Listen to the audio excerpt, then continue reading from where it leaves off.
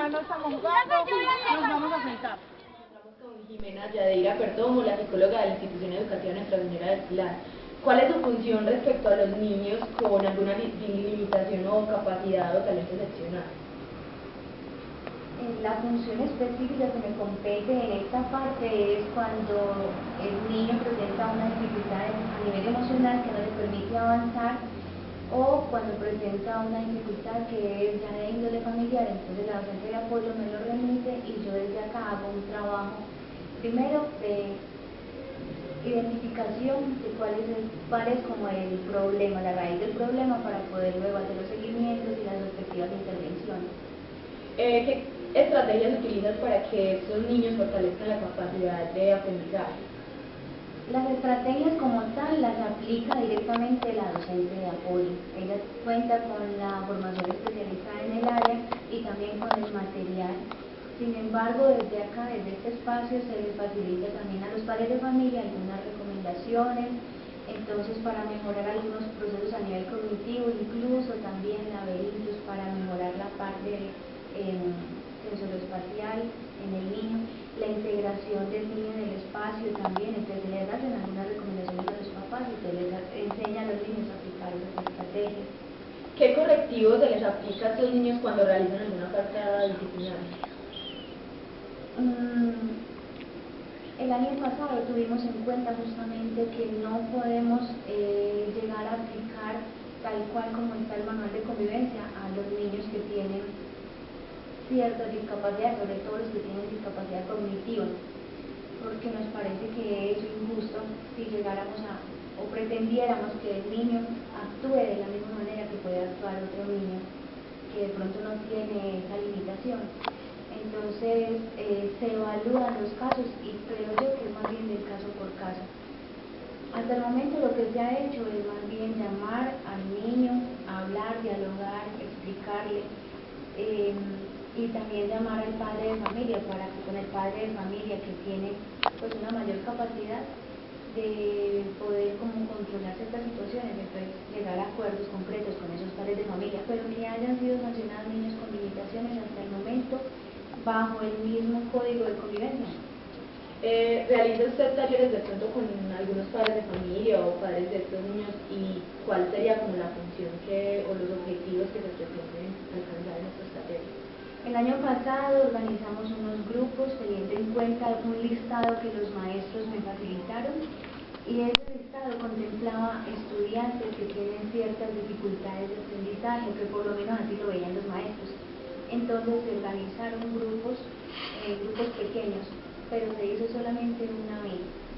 Este año se contempla dentro del proyecto de las acciones, del plan de acción en esa área, se contempla que aparte de la psicoorientación normal que se ofrece a todo el estudiantado y a los padres de familia, también se va a hacer un trabajo más especializado con los padres de familia de los niños que están en este momento en el grupo de aceleración del aprendizaje. Entonces con esos papás se los va a convocar y se va a empezar primero por la parte de la sensibilización, porque hay padres y madres de familia a quien les choca mucho el narcisismo cuando le dan un diagnóstico, por ejemplo, de un niño que no ha nacido con retardo mental, pero que cuando llega a la escuela se encuentra con que tiene, digamos, un TDAH, que es lo que en el momento hay mucho diagnóstico en ese sentido. Entonces, a nivel familiar sí se va a hacer trabajo y acompañamiento en esa elaboración del duelo, porque mientras ellos se mantengan en esa primera fase de negación, no van a acatar ningún tipo de observación y van a estar allí estancados, y eso va a dificultar el proceso que quiera hacer la docente de apoyo con los niños también. ¿Se da atención específica, individual y capacitada a cada una de estas personas que requieren a estos niños? La docente de apoyo lo hace con cada uno de ellos. Sí, asume estrategias de manera individualizada, y desde acá, desde la parte de psicoorientación, con el padre de familia también. Obviamente estoy hablando de trabajar en grupo para poder abarcar ciertas cosas que manifiestan a nivel general y en común, pero cuando se encuentran particularidades también se abordan de manera individual. Cuando usted atiende pues como todos estos casos, ve o percibe que los padres de familia le dan apoyo a los niños como con estas discapacidades o con estos casos. Sí, percibo que si Que ellos los lo padres hacen, los apoyan. hay muchas madres de familia que tienen y manifiestan esa disposición, primero de aceptar el diagnóstico y luego de acompañar a su hijo, pero encuentro en muchos casos lo opuesto, y es que las madres no todo el tiempo aceptan. Siempre el proceso de negación, esa primera fase del duelo, es muy larga, muy prolongada. Entonces, mientras se mantengan así, como dije antes, es muy difícil que por más de que ellos quieran el bienestar de sus hijos, puedan hacer algo realmente efectivo.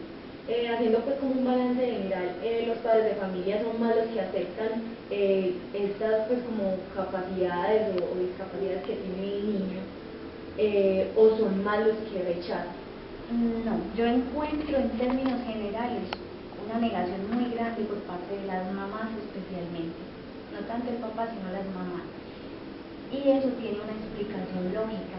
Es que ellos, como dice Maud Manoni, que fue una psicoanalista que trabajó todo el tiempo con niños con necesidades educativas especiales, la madre hace un proceso de negación muy grande porque el hijo de alguna manera viene a ser como lo que prolonga la vida y la existencia de ella misma, viene a ser algo suyo, algo que le pertenece de alguna manera. Entonces, que le digan que tiene un diagnóstico, que tiene una enfermedad, eso la hiere en lo más profundo de su narcisismo. Pues ya no es la madre que viene a sentirse orgullosa de su hijo, sino se siente que algo, incluso sienten culpa y empiezan a cuestionarse. Eso hace de que definitivamente el proceso no se pueda iniciar hasta que ella pueda llegar a una fase de aceptación, para que pueda moverse. Necesitamos acá trabajar con ellas toda esta parte de elaboración de duelo y aceptación para poder que ellas, en lugar de rechazar y de preguntarse por qué, pasen y ocupen otro lugar a preguntar para qué más bien y ahora qué voy a hacer. Aquí en la institución tienen programas para sensibilizar a la comunidad educativa en general. Se está trabajando en esa parte. Creo que el trabajo empezó del año pasado. Parte ya al final del año pasado, cuando llegó nuevamente la Asociación de Apoyo, se retomó todo este tema y empezó a mirarse cómo se integra la parte de inclusión, incluso en el PI, en el currículo. Y este año he visto que también se están reuniendo y hay un comité en este momento. O sea que en este momento están como comenzando las estrategias para mirar a ver qué campañas se pueden realizar y todo eso. Como el Se estudio. está integrando, ya se está integrando esta parte de la inclusión en los documentos institucionales, y también ya se está organizando un comité que va a liderar esta parte. ¿Cree usted que es suficiente el apoyo que se brinda a la institución para estas personas? Pienso que porque, digamos que ha sido en algunos momentos acertado el apoyo que se les ha brindado. Sin embargo, pienso que trabajando de una manera coordinada, de manera interdisciplinar, sin maestros, docentes de apoyo, psicoorientadora, se puede incluso brindar un apoyo más eficiente a la comunidad, sobre todo a los padres de familia de estos estudiantes. De pronto nos puede compartir algún caso que haya marcado su parte profesional respecto a alguna situación de estas pues, con estos niños, o de pronto alguna madre que no acepte que su hijo tenga talento excepcional o alguna discapacidad o limitación. Tanto así que de pronto no acepte talentos excepcionales, no. Realmente no me he encontrado con un talento excepcional. Más vale si se puede percibir en la madre un deseo de que su hijo más bien sea excepcional. Si hay un deseo en ella, incluso algunas creen que su hijo tiene algo especial, pero en el momento de evaluar, pues sí tiene algo muy especial, pero no alcanza pues a ser un talento excepcional, un talento que hay que seguir potenciando. Y en el caso contrario de madres que definitivamente no acepten, sí. Aquí justamente tengo varios casos. Y de pronto algún caso especial con un niño que haya sentido de pronto un proceso de superación que usted de pronto no creía, o gracias a su apoyo, o de pronto algo que le haya marcado su vida como profesional. Pues hasta el momento acá, que yo puedo decir que se terminó el caso, que se cerró y que pueda dar cuenta de que fue un proceso, de que fue un buen proceso, no, todavía estamos en proceso. Pero sí he visto avances en algunos estudiantes. y el trabajo se ha venido realizando y no puedo adjudicármelo personalmente, porque siento que la maestra que en ese momento está al frente del grupo de aceleración del aprendizaje, se ha apropiado muy bien de su papel como maestra, entonces evaluando y haciendo seguimientos a los niños como estaban con respecto, digamos, al año pasado, mirando ahora si tienen avances, si encuentro avances significativos, el mismo hecho de que ellos están allí, de que son menos, de que no es un grupo, digamos, numeroso, y que la profesora puede apropiarse como de manera más personalizada, si ha dado buenos resultados. Y acá se les apoya desde la parte emocional, la confianza en ellos mismos, a las madres de familia también, entonces se les orienta desde esa manera. ¿Cree usted, perdón? Sí, no, ahorita se me vino a la mente el caso de un niño. El año pasado trabajamos que fue más bien con el niño que se pudo realizar un proceso más juicioso, entonces venía cada 15 días en la tarde y aquí trabajamos con la mamá y con el niño. Este año es un líder en este grupo de aceleración del aprendizaje, es un líder allí, lo reconocen, lo identifican como líder. La maestra no me ha dado quejas de ese muchacho. Entonces, ¿qué tipo de limitaciones de discapacidad? No, en lo de él no era limitación o discapacidad cognitiva, es un niño que pudo conectarse con el deseo de saber, solo que la parte afectiva no le permitía. ¿De pronto cree usted que las políticas de inclusión han mejorado la calidad de vida de algunas personas o de pronto que cree que se deben hacer ajustes a de pronto a políticas o de acuerdo pues como a su experiencia? Lo que he podido observar durante el tiempo que estaba trabajando en la institución es que las políticas de inclusión se redactaron y se elaboraron y se enviaron a aplicar sin considerar que muchos maestros, en general la mayoría, no ha sido formado para recibir un niño con talento excepcional o con un tipo de discapacidad al salón de clase. Pero yo encuentro allí una gran incongruencia entre las políticas, lo que dice la política y entre lo que de verdad puede ofrecer un contexto educativo.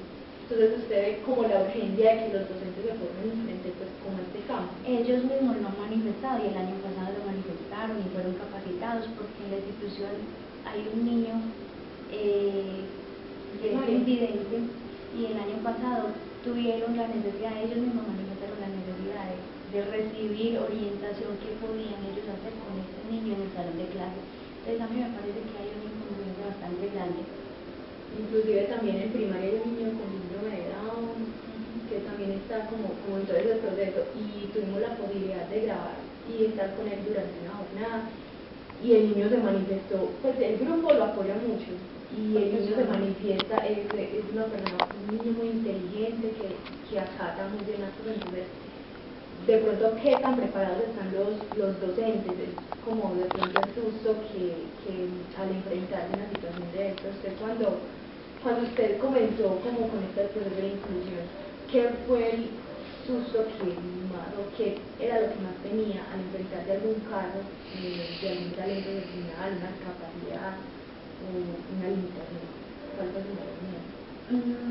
A ver, cuando uno trabaja en una institución educativa, por ejemplo en esta, hay una gran ventaja y es que se cuenta con docente de apoyo, que ella es la que está realmente al frente de todo esto de inclusión, de toda esta política de inclusión. Sin embargo, cuando se trabaja en una institución educativa también se corre ese riesgo de encontrar niños con talentos excepcionales, pero tenía yo la claridad de que quienes son los expertos en este caso de talentos excepcionales son los de Zubiría en Bogotá, y por allí tengo, digamos, cómo hacer los contactos con ellos, ¿sí? El colegio en este momento no cuenta con pruebas psicológicas para aplicarles y decir este niño tiene talentos excepcionales, este niño tiene retardo mental de este nivel, no cuenta con esas pruebas. Entonces, ¿qué es lo que desde acá, aunque se está pensando y se está reconsiderando la idea para así hacernos algunas pruebas que nos puedan ser útiles? Nos encontramos con Tatiana Giraldo, profesional de apoyo en la institución educativa Nuestra Señora del Pilar.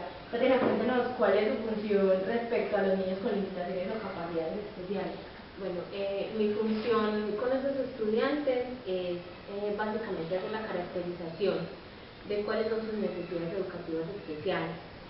si vemos la posibilidad de que hay un diagnóstico, se pueda dar un diagnóstico detrás de esas necesidades, se hace una remisión a un especialista, y si no, se comienza con la docente a trabajar ciertas estrategias para que se puedan superar estas dificultades dentro del aula de clase. Eso depende del estudiante y depende también de los procesos que haya tenido desde un diagnóstico y desde también el acompañamiento de los padres de familia. Bueno, ¿cuál es el proceso que se lleva a cabo con una persona con alguna limitación? Pues inicialmente los docentes hacen la remisión al aula de apoyo. Yo hago una observación en el aula, se observa cómo es la interacción del niño a nivel social, a nivel comunicativo, cómo son sus procesos de atención, de percepción, de seguimiento de instrucciones. Posteriormente se hace una evaluación individual que se puede hacer o dentro del aula o la hago por fuera del aula, pero se hace en contrajornada, porque no se pueden sacar los niños del aula de clases para hacer una intervención desde el aula de apoyo. Entonces, en esa evaluación se ven todos los procesos de lectura, de escritura, pensamiento lógico-matemático y todas esas habilidades básicas para el aprendizaje. Como les decía, si el niño tiene un diagnóstico, nos basamos en ese diagnóstico para dar unas recomendaciones a la docente o al docente. Si no tiene un diagnóstico, se busca que se haga un proceso con los padres de familia. Ese proceso que es muy difícil. Los papás no aceptan que sus hijos tienen dificultades. Entonces, siempre el proceso termina en el docente del aula regular debe seguir unas recomendaciones que atiendan las necesidades del estudiante. Entonces se hace siempre el acompañamiento, si hay necesidad de adaptar indicadores de logro se adaptan, si hay necesidad de adaptar evaluaciones se adaptan. Y usted nos dice que, pues, que los padres de familia de pronto tienen dificultades en aceptar, ¿cierto? ¿En qué proceso se lleva con estos padres? ¿Se remiten a la psicóloga o cómo se lleva? Con estos padres de familia muchas veces se habla con coordinaciones, es decir, con la coordinación académica y con la coordinación de convivencia, se cita a estos padres y se les explica por qué sus hijos se les observa una dificultad, por qué la importancia del diagnóstico. Muchos de ellos se excusan en la falta de tiempo, en la falta de dinero y se excusan en los docentes. El docente es el de la dificultad, el docente es el que no le ayuda, el docente es el que no le comprende. Igual tenemos padres de familia que a partir de una recomendación han llevado a sus hijos donde un neurólogo, donde un psiquiatra y han vuelto con un diagnóstico y han seguido, por decirlo de alguna forma, peleando o luchando para que se les reconozca un tratamiento, para que se les dé apoyo a través de otras instituciones, los siguen llevando hasta Medellín o hasta otros municipios cercanos a hacer terapias. Entonces, no es una generalidad, pero sí tenemos la gran mayoría de los padres un rechazo frente a reconocer que sus hijos pueden tener una discapacidad. ¿Por qué? Porque muchas veces piensan que la discapacidad se ve. Entonces, si le ven un síndrome de Down, si le ven una parálisis cerebral, para ellos sería más fácil decir ahí está. Pero cuando se les habla, por ejemplo, de un déficit de atención, cuando se les habla de un autismo, una discapacidad intelectual, ahí sí hay un rechazo mayor. Bueno, ¿qué casos de personas con estas limitaciones requieren de una intervención más frecuente? Pues aquí los que tenemos pues, con mayores dificultades, que han requerido procesos más largos y de estar pues como más al pendientes de ellos, de capacitar la totalidad de los docentes. Ha sido pues el caso del niño que tenemos con limitación visual, que es totalmente ciego. En estos momentos estamos adelantando el proceso para los demás con baja visión. Tenemos dos en proceso ya de perder la visión totalmente. Se ha hecho intervención también con los estudiantes con discapacidad intelectual que están diagnosticados, porque ellos requieren de unas adecuaciones. No es como los demás que pronto tienen dificultades, a veces la superan con repetir el año o con un apoyo que se les dé. No, estos tienen su dificultad y la van a tener constantemente. Entonces esos son los casos que necesitamos que los docentes se sensibilicen con él, aprendan a trabajar con ellos para poder que se logre algo positivo. Listo. ¿Qué estrategias utilizadas como para que los niños fortalezcan la capacidad de aprendizaje? Pues realmente como estrategia se ha utilizado mucho pues el acompañamiento individual. Constantemente pues se ha hecho inclusive en contrajornada el apoyo individual, porque muchas veces en el aula de clase no se alcanza a hacer, porque muchas veces en el aula de clase hay varios, entonces realmente no se puede hacer de forma individual. Pero cuando se hace en contrajornada, cuando se hace con talleres o la misma sensibilización o la misma concientización de los padres, se ha logrado que ellos realmente respondan a las condiciones que pide la educación regular o la educación inclusiva en este caso. Bueno, realiza de pronto también, además de los talleres con los niños, talleres con los padres de familia. Con los padres de familia solamente hay una propuesta para este año, porque siempre se ha trabajado de forma individual. ¿Por qué? Porque si uno llama a varios, entonces se queda en que el mío tal cosa, entonces empieza la negación. El mío no le pasa esto, el mío no le pasa aquello, entonces si uno lo siente les dice, el caso de su hijo es este y este. Pero ya para este año con la escuela de padres se plantearon pues unas capacitaciones y una sensibilización que esperamos llevar a cabo. Listo, se hacen programas de sensibilización a la comunidad educativa en general para que acepten pues como a estos niños y que... Pues aquí tenemos una fortaleza muy grande con los estudiantes, es que realmente no ven la discapacidad en forma de rechazo. Es más, casi siempre cuando hay un compañero en una situación de discapacidad, ellos están encima, pero para ayudar, son muy solidarios, no tienen tanto prejuicio como de pronto lo tenemos los adultos. Entonces con los niños sí se hace sensibilización, pero no hay un problema ahí tan marcado. Se ha hecho mucha sensibilización con los docentes, con ellos sí se ha hecho mucha sensibilización, porque a veces estamos muy marcados en esto es lo que me toca y esto es lo que no me toca, esto es lo que yo estudié y esto es lo que yo no estudié. Entonces con ellos hay que sensibilizarlos frente a la parte de la inclusión, frente a lo que significa la inclusión y frente a lo que significa cada una de las deficiencias que va a tener en su aula. Usted que ha visto pues como el proceso que ha tenido los docentes, ya lo ven como ya lo han ido aceptando la situación o de pronto cómo han aceptado ellos todo el proceso de inclusión, cómo han percibido, cómo ha percibido como esa respuesta de los docentes. Entonces han mejorado mucho porque inicialmente cuando yo llegué, aunque uno les llegara con el decreto, les llegara con la ley, les llegara con un montón de situaciones que estaban aquí, que ellos podían ver, estaba el rechazo. Ya ahorita se han ido acostumbrando, les ha ido tocando sus aulas de clase ciertos estudiantes que ellos ven que no es posible. Y han ido consultando, han ido preguntando, se les ha dado el acompañamiento, ustedes han mejorado mucho. Que hay profesores que aún están como la expectativa porque es mayor el miedo y el desconocimiento, sí, pero que la gran mayoría ya están trabajando con los muchachos, les gusta, ya no les genera tanto inconveniente tenerlos en el aula también. Entonces frente a su conciencia ha mejorado mucho, frente a la práctica nos falta mucho.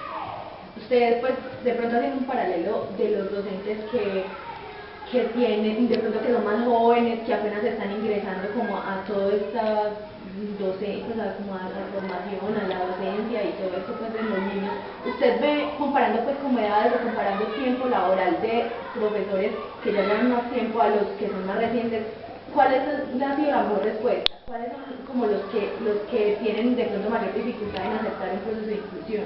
No hay una relación entre la edad y la aceptación. Yo creo que es más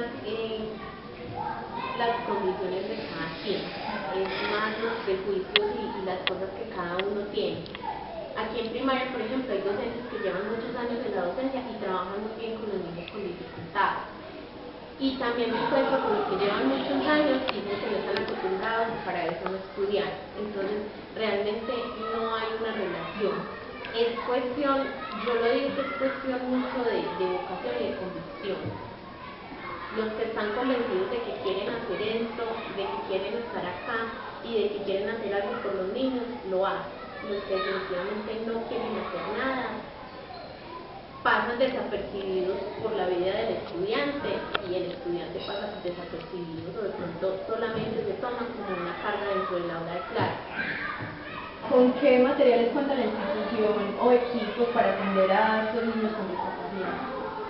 Pues realmente contamos con muy poquito material adaptado, solamente macrotipos para baja visión y material en braille. No contamos con pizarras, no contamos con abacos. En un momento la institución tuvo mucho material, pero por falta de un profesional de apoyo, ese material fue donado. Entonces en estos momentos solamente tenemos material del INSI, que es el Instituto Nacional para Ciegos. Ya lo otro es material que se ha ido adaptando, que los mismos docentes han ido construyendo y que de alguna forma se ha ido guardando, se ha ido pasando de un docente a otro, pero realmente, además del recurso profesional, es muy poquito lo que tenemos frente al material físico para trabajar con ellos. Y también usted cómo ve la infraestructura de la institución, tanto en la escuela como en el colegio, para atender a esta población. Pues hasta el momento, digamos que dejando de lado los accidentes, no tenemos niños con tanta dificultad frente a la parte de la accesibilidad. Que nos falta señalización, sobre todo aquí en la escuela, sí, en el bachillerato ya se la señalización. Pero aún así la accesibilidad de niños que se nos han accidentado ha sido muy difícil, el subir escalas, los mismos docentes, el acceder a los baños, son cosas que a nivel de infraestructura nos faltan muchísimo. Que se presentó el proyecto, pero por cuestiones de recursos económicos no se ha podido hacer nada. ¿Y ese proyecto se presentó dónde? Este proyecto se le entregó a la rectoría de la institución y esa fue la respuesta, no recursos. Entonces está el proyecto en el papel, pero no. Bueno, ¿cuenta usted con asesoría o pues apoyo de personal para llevar a cabo casos especiales? Pues la asesoría se da a nivel general. Nosotros trabajamos en un contrato con la Universidad Católica del Norte. Entonces ellos sí nos hacen capacitaciones, sí nos ofrecen diplomados cada cierto tiempo que son gratis para nosotros, que nos ayudan con las posibilidades, pero cuando se da un caso específico es cuestión de uno volver a buscar como en lo que vio en la universidad, porque realmente pues uno pueda recurrir a cierta persona es muy difícil. O sea, ya personal especializado en determinadas discapacidades que uno pueda acudir, no lo tenemos. Es cada quien como lo que puede ir haciendo, apoyándose en las demás compañeras. ¿Cree usted que es suficiente el apoyo que se le brinda a la institución a estas personas? Pues aquí tenemos el recurso tanto de la docente orientadora como de la docente de apoyo. O sea, los dos apoyos responden a las necesidades que tenemos en la institución. ¿Cuál es el problema? La continuidad del aula de apoyo. A veces está 4 meses, a veces no está, a veces tiene 5 meses, muchas veces solamente son 2 meses, entonces eso no da continuidad a los procesos. Esa ha sido como la mayor dificultad que se ha tenido hasta el momento con estos dos apoyos. Lo otro, la cantidad de estudiantes. A veces nos genera dificultad que no vamos a base. Entonces, igual no podemos contar con otro profesional que nos brinde pues como ese apoyo, que estemos todos para poder cubrir la población, pero pues nos tocan por eso repartirnos entre ella y yo los casos, aunque hay casos en común. Hay casos que ya son muy severos y que se están teniendo pues en común. Ella da una asesoría psicológica y yo la pedagógica y se van de acuerdo pues como a los procesos, articulando las acciones en relación a ellos. ¿Y estos procesos de las aulas de apoyo por qué se interrumpen? Por la contratación que se hace de Secretaría de Educación. Pronto usted nos puede compartir alguna experiencia que haya marcado en su vida, en toda su parte laboral, pues como de un caso específico, no tiene que ser de esta institución. Un caso específico. No, pues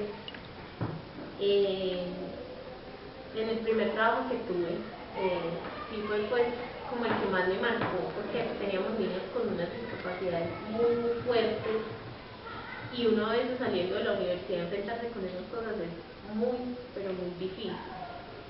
Sin embargo, uno aprende mucho de estos muchachos y se da cuenta de que a veces realmente hay algo que hacer.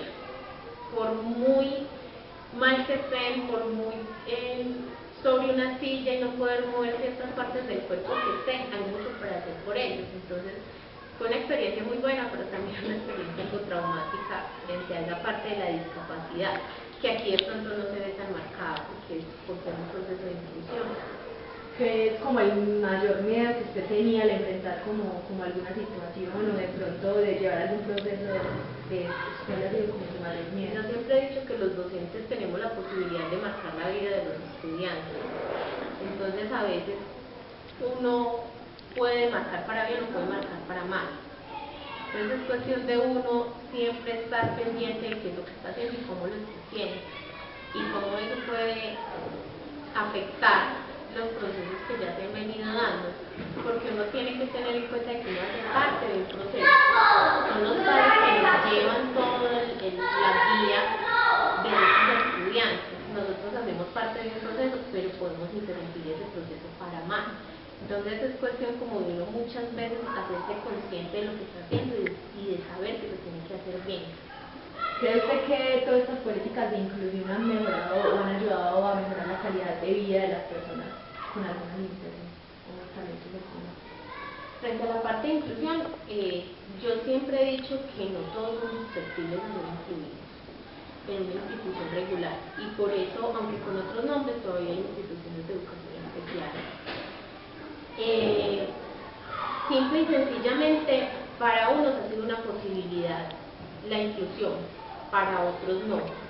Hay políticas que han mejorado mucho la calidad de vida de las personas, pero hay políticas como el decreto 366 del 2009, que es quien tiene fragmentadas totalmente las aulas de apoyo y las lleva a la desaparición. Entonces, no todas las políticas son buenas, no todas las posibilidades que se están dando para la población realmente responden a sus necesidades. Es cuestión de mirarlas muy bien, de saber de cuál podemos hacer uso y de cuáles nos podemos apoyar y cuáles realmente hay que rechazar, porque también lo tenemos que hacer como profesionales y como padres de familia. Entonces usted de pronto está de acuerdo con todo este proceso de inclusión. Yo estoy de acuerdo con el proceso de inclusión, pero repito, no todos son susceptibles de ser incluidos. Hay estudiantes que no necesitan estar en una educación regular. ¿Por qué? Porque es que hay ciertas condiciones que ellos no van a poder alcanzar por más apoyos que tengan. Entonces es cuestión de poder identificar cuáles son las necesidades del estudiante para poder ofrecerle un recurso educativo que responda a esas necesidades y no un recurso educativo que responda a todas las necesidades, sobre todo porque estamos todavía en una transición hacia la inclusión, no estamos en la inclusión. Listo, entonces muchísimas gracias por la información.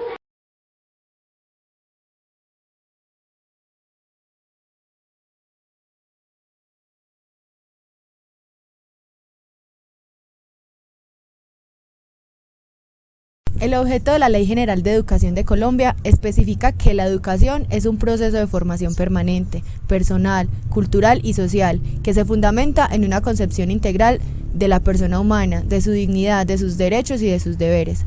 Las 4 características esenciales que contempla el derecho a la educación son la disponibilidad que debe haber en las escuelas o instituciones educativas para que cubran la totalidad de la población, la aceptabilidad, donde los programas de estudio tienen que ser adecuados culturalmente y de buena calidad, aceptables por los titulares del derecho, que son los alumnos y los padres, la adaptabilidad, que significa que los programas deben adecuarse a los cambios de la sociedad, la accesibilidad, donde se especifica que no se puede prohibir el acceso a la educación, ya sea por color de piel o religión que ejerza, o por razones culturales o físicas. Según estas características de una buena educación, los procesos de formación que se están evidenciando en Colombia no dan respuesta a estas condiciones. La mayoría de los centros educativos no se adaptan al educando, sino que al contrario, el educando con necesidades educativas especiales debe adaptarse al centro. Es deficiente la planificación de los centros. En la mayoría no se tienen en cuenta las características y peculiaridades del educando, por lo tanto no cuentan con los recursos necesarios para dar una adecuada respuesta educativa. En muchas instituciones educativas hay primacía de disciplina sobre y anteponiéndose a la comunicación. Hay todavía existencia de la enseñanza memorística y no se centra en cómo se construye el proceso de enseñanza-aprendizaje. Falta de trabajo en equipo entre educandos, falta de trabajo en equipo por parte del profesorado, evaluación rígida, no centrada en el proceso, sino solamente en los resultados. Además, la falta de capacitación por parte del profesorado constituye un obstáculo fundamental para la inclusión del educando, con necesidades específicas de apoyo educativo. También falta servicios de apoyos, recursos económicos y recursos didácticos.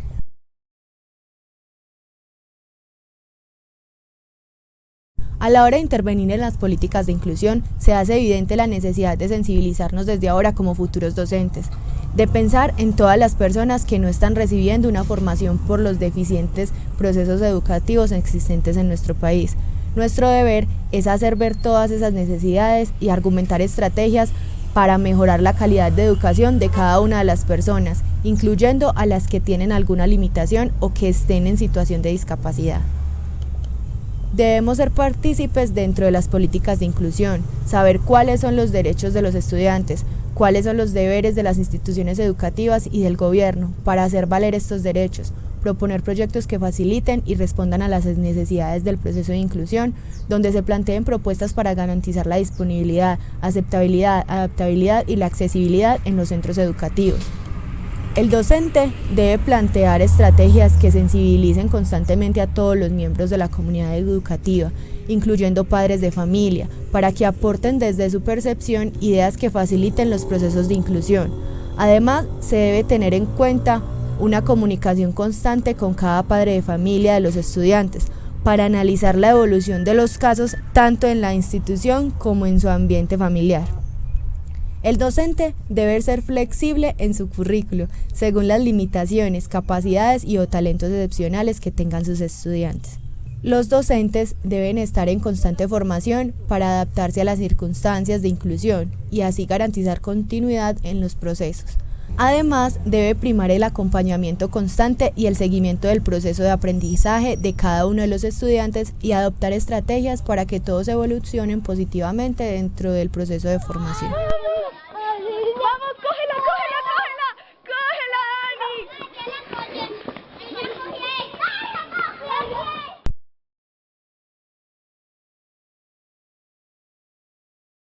Ahora bien, a la hora de desempeñarme dentro de mi campo laboral como docente, adoptaré dentro de mis prácticas metodológicas la observación y el seguimiento constante en cuanto al proceso y el ritmo de aprendizaje que tiene cada uno de mis estudiantes, descubrir qué es lo que más les gusta hacer, cuáles son sus habilidades y qué dificultades tienen frente a las diferentes áreas y actividades propuestas en clase, para saber qué métodos de enseñanza aplicar dentro del aula y así lograr captar el interés de todos. Hay que ser consciente que cada estudiante tiene capacidades diferentes de recibir información, interpretarla y aplicarla. Incluiré actividades lúdicas que ayuden al desarrollo de la creatividad y la experimentación. Esto permite al estudiante interactuar con el medio y saber aplicar lo aprendido dentro de un contexto específico. Realizaré trabajos grupales con los estudiantes para poder observar su comportamiento con los demás compañeros y los aportes que hacen en actividades colectivas para analizar e interpretar sus actividades cuando se enfrentan en un trabajo grupal. Acompañamiento y asistencia a los estudiantes para facilitar el alcance de los logros y el aprendizaje individual, realizando modificaciones en el currículo para que el estudiante no se sienta presionado y pueda tener un proceso de formación de acuerdo a sus capacidades y limitaciones. Además, para la enseñanza de una segunda lengua es importante brindar un ambiente constante de interacción con esta, facilitar herramientas que posibiliten el aprendizaje, salidas de campo en donde se perciba la necesidad de aprender una segunda lengua, prácticas en escuelas para afianzar y demostrar lo aprendido, herramientas y materiales creativos y lúdicos que motiven al estudiante a aprender, crear y a experimentar nuevos métodos. Además, esto lo ayuda a formar un carácter investigativo, autodidacta y sobre todo lo orientará para descubrir sus verdaderos intereses dentro de su proceso de formación. Al desarrollar todas estas estrategias metodológicas y además brindar el acompañamiento y seguimiento respectivo en cada una de las actividades planteadas, se puede interpretar y analizar los resultados de cada estudiante, identificando y resaltando las dificultades más evidentes y frecuentes, y si hay casos donde se cree que hay una dificultad que se debe tratar de una manera especial, hacer la correspondiente remisión a un docente de apoyo para que evalúe el caso y comunique el proceso específico que se debe llevar de acuerdo a la situación en la que se encuentre el educando. En la actualidad, para cualquier tipo de actividad laboral, se busca además de personas integrales, personas innovadoras con habilidades en campos específicos, que propongan y resuelvan las necesidades de una manera eficaz y eficiente. Por esto, la educación debe ser transformada, se debe ajustar para brindar una formación en donde los estudiantes, incluyendo a las personas con limitaciones y o capacidades o talentos excepcionales, sean capaces de vivir desarrollando al máximo sus potencialidades y además sean capaces de servir a una sociedad.